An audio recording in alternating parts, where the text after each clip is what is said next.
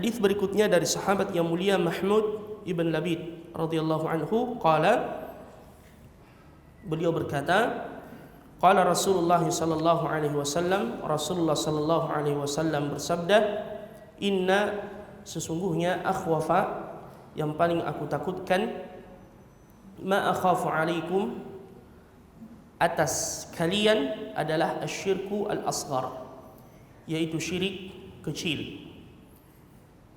Ar-riya, beliau kemudian menjelaskan yang dimaksud dengan syirik kecil yang sangat ditakutkan oleh Nabi terhadap umatnya adalah ar-riya. Hadis diriwayatkan oleh Al-Imam Ahmad dengan sanad yang hasan. Bahkan dalam riwayat yang lain dari sahabat yang mulia Abu Sa'id, beliau berkata, Rasulullah sallallahu alaihi wasallam bersabda, ala ukhbirukum bima huwa akhwafu alaikum indi minal masihid dajjal. Maukah kalian aku kabarkan sesuatu yang paling aku takutkan atas kalian di sisiku dari kekhawatiranku terhadap Al-Masih Ad-Dajjal. Kita tahu Al-Masih Ad-Dajjal, kita disuruh untuk berlindung dari fitnahnya. Bahkan setiap kita melaksanakan salat, pada saat kita membaca tasyahud al-akhir, setelahnya kita berdoa dan berlindung dari fitnah Al-Masih Ad-Dajjal. Dan kata Nabi, tak satu pun Nabi yang diutus oleh Allah melainkan memberi peringatan kepada umatnya tentang fitnah Al-Masih Ad-Dajjal. Namun ternyata ada lagi yang lebih ditakutkan oleh Nabi SAW dari fitnah Al-Masih Ad-Dajjal. Apa itu? Beliau berkata, asyirkul khafi, yaitu kesyirikan yang tersembunyi. Ayyaquma ar-rajulu, yaitu ketika seseorang yusalli, melaksanakan salat, limakanir rajul, karena orang lain. Dia melaksanakan salat bukan karena Allah Subhanahu wa taala. Wa na'udzubillahi min dzalik. Dan masih banyak lagi hadis-hadis yang lain yang senada dengan hadis ini yang memberi kepada kita peringatan tentang bahaya asyirku al-asghar, yaitu ar-riya. Cukuplah ar-riya itu adalah sesuatu yang tercela karena ia menghapuskan amalan-amalan saleh yang kita kerjakan. Karena dia termasuk bagian dari kesyirikan. Ya, walaupun Nabi mengatakan asyirku al-asghar, syirik kecil, tapi jangan kita remehkan, karena syirik kecil itu lebih berbahaya daripada al-kabair, lebih berbahaya daripada dosa-dosa besar. Ya, jadi jangan kita melihat kata kecilnya. Ya, sesungguhnya syirik kecil ar-riya itu lebih berbahaya daripada al-kabair, dosa-dosa besar. Dan termasuk di antara dalil yang dijadikan oleh para ulama tentang hal tersebut perkataan Ibnu Mas'ud radhiyallahu anhu, beliau mengatakan, an ahlifa billahi kadiban ahabbu ilayya min an ahlifa bighairihi sadiqan. Dan saya bersumpah atas nama Allah namun saya dusta dalam perkataanku, itu lebih aku cintai daripada berdusta atas nama selain Allah dan aku jujur dalam perkataanku. Misalkan ada orang yang bersumpah dan menyebut nama selain Allah, dan ini adalah kesyirikan, dan dia jujur dalam perkataannya, ini lebih berbahaya daripada orang yang bersumpah menyebut nama Allah dan dia dusta dalam perkataannya. Walaupun dua-duanya adalah perbuatan dosa.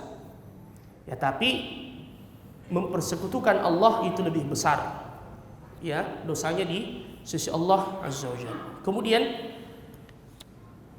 asyirku menghapuskan amalan. Sebagaimana firman Allah di dalam Al-Qur'an, wa laqad uhiya ilaika wa ilal ladzina min qablika, sungguh telah aku mewahyukan kepada Muhammad dan kepada rasul-rasul sebelummu, la in asyrakta, jika engkau melakukan perbuatan kesyirikan, la yahbatanna 'amaluk wa la takunanna minal khasirin, akan terhapus amalanmu dan engkau akan termasuk orang yang merugi. Mengapa dikatakan orang yang merugi? Jika dia adalah asyirkul akbar, jelas syirik akbar itu menjadikan amalan seseorang tidak bernilai di sisi Allah Subhanahu wa taala.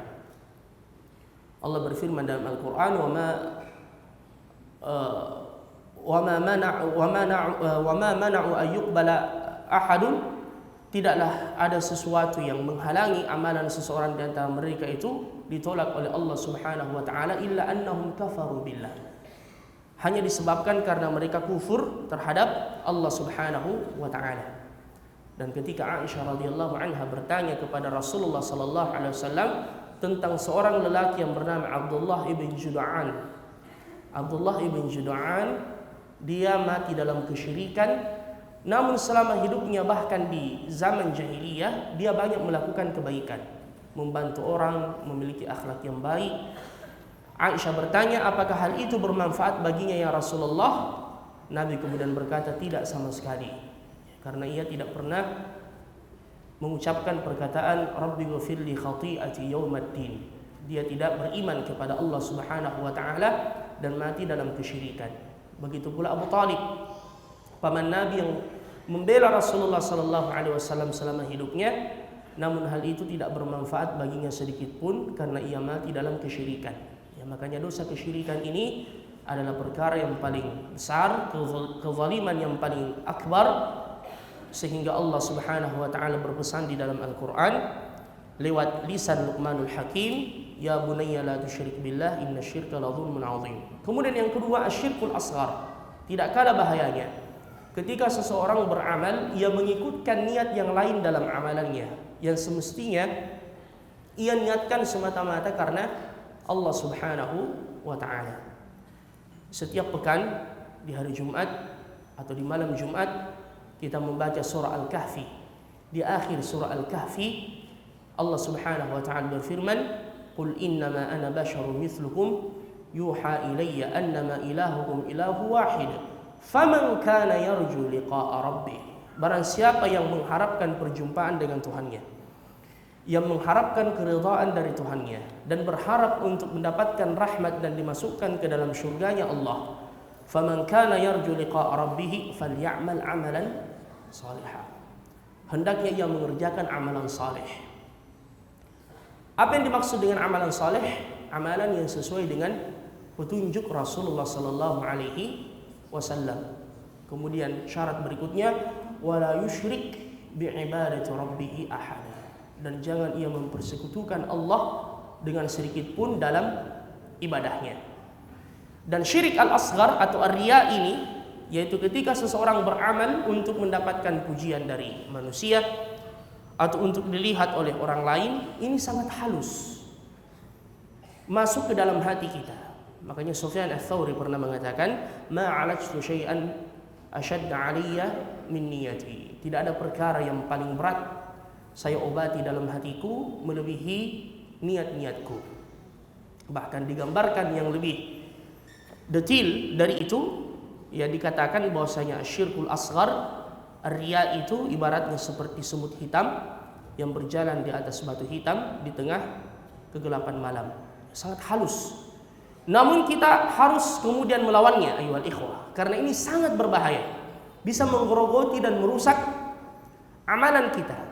Bisa tidak berarti di sisi Allah. Sebagaimana kata Rasulullah dalam hadis qudsi, Allah berfirman, "Ana aghna syuraka 'anil syirk.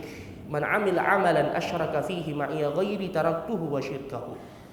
Saya paling berlepas dari segala macam bentuk kesyirikan, kata Allah Subhanahu wa taala. Barang siapa yang mengerjakan sebuah amalan yang ia mengikutkan tujuan lain dalam amalannya, maka saya meninggalkannya bersama dengan tujuannya itu. Jadi tidak dianggap oleh Allah Subhanahu